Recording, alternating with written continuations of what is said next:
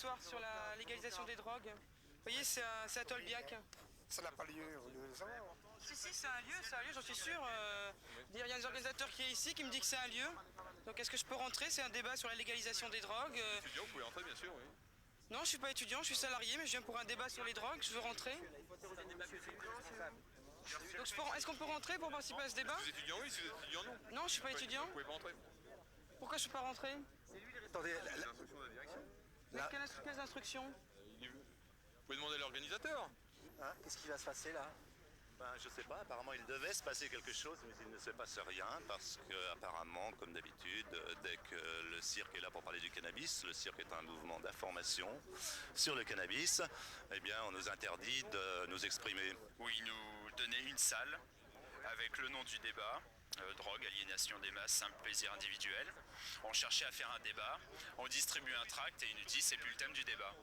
Donc en gros c'est la répression qui continue. Le gouvernement n'a plus aucun argument à opposer à la dépénalisation et à la légalisation du cannabis.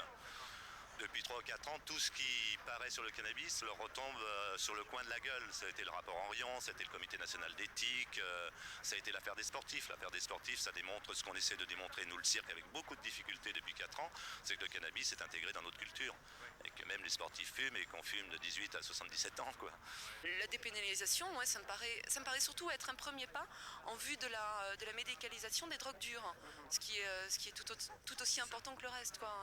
Je veux dire, c'est la partie, à la limite, c'est la partie immergée de l'iceberg qui permettrait d'atteindre justement le reste, quoi.